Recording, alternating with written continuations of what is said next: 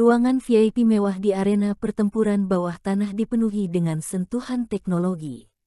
Ruangan ini dulunya terbuat dari kaca transparan yang diberi sound system agar para VIP dapat menonton pertandingan melalui kaca dengan nyaman, tetapi sekarang telah diubah menjadi VR panorama 360 derajat yang memungkinkan para VIP untuk duduk di sofa dan menonton pertandingan dari sudut pandang jarak dekat. Pada saat ini, Erika baru saja masuk ke dalam ruangan dan belum sempat duduk ketika dia mendengar suara sumpah serapah yang keras satu demi satu. Ini membuatnya sedikit mengernyit, apa yang buat mereka mengutuk. Bawahannya menjawab dengan jujur, pertandingan pertama baru saja berakhir, mereka mengutuk petarung yang kalah dalam tantangan itu. Kalah. Erika mengangkat lengannya untuk melihat arloji berlian belasan miliar yang dibuat khusus, setelah itu dia sedikit terkejut. Dia tidak terkejut karena penantangnya kalah, dia terkejut karena ini baru pukul 8:02. Pertandingan pertama diselesaikan dalam 2 menit, termasuk lebih dari 1 menit untuk pemilihan. Bukankah ini terlalu cepat? Tapi keheranan ini segera menghilang dengan keyakinan Erika. Dia sangat yakin jika Henry akan dipukuli sampai mati hari ini. Duduk di sofa pijat yang nyaman, Erika meletakkan kakinya di bangku depan. Bawahannya segera melangkah maju untuk membantunya melepas sepatu hak tingginya. Sambil bersantai, Erika menonton pertandingan berikutnya melalui layar VR panorama, dan bergumam, "Aku tidak takut denganmu, semakin kuat kamu, aku akan semakin bersemangat melihatmu dibunuh oleh Mad Dog di menit terakhir.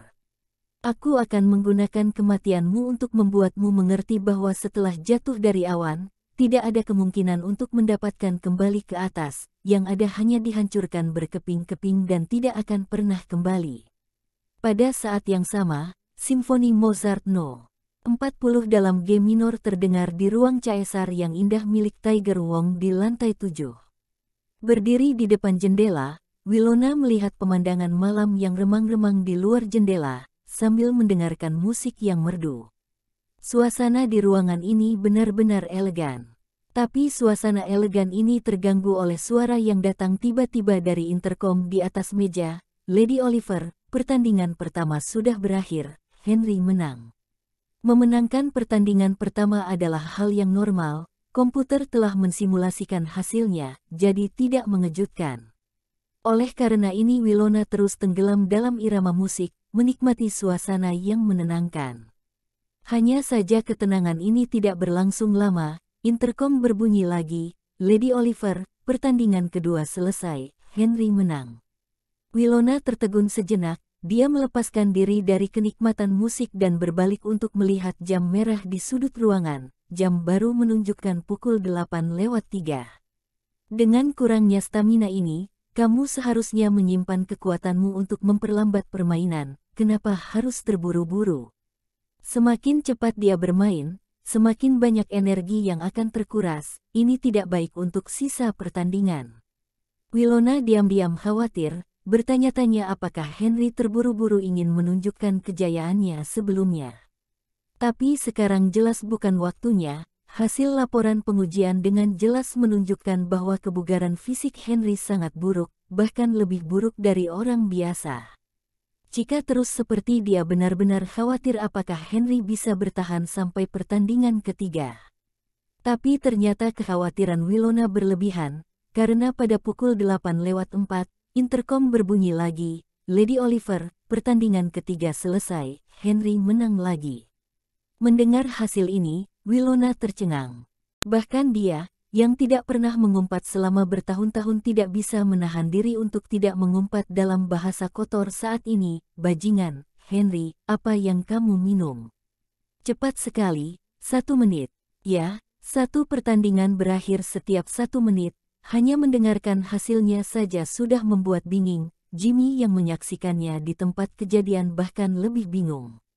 Ini terlalu tidak nyata, penantang di pertandingan pertama dibanting. Penantang di pertandingan kedua terjatuh dengan pukulan, penantang di pertandingan ketiga ditendang. 3 game berturut-turut semuanya hanya dihajar dengan 1 gerakan, tapi tidak memberi lawan kesempatan untuk berbalik sama sekali, jadi bisa dikatakan pemilihan lawan lebih lama daripada pertarungannya.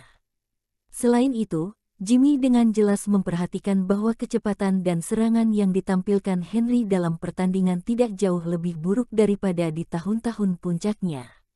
Ini adalah kemampuan dari kekuatan fisik yang buruk dan kurangnya kekuatan. Apakah dokter membuat kesalahan? Di tribun, banyak penonton bersorak untuk Henry, terutama mereka yang memasang taruhan pada batas waktu. Mereka bahkan lebih bersemangat saat ini.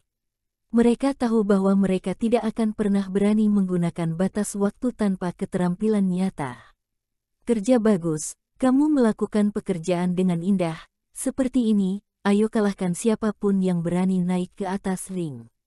Kamu sangat tampan, aku mencintaimu, aku ingin memberimu banyak anak.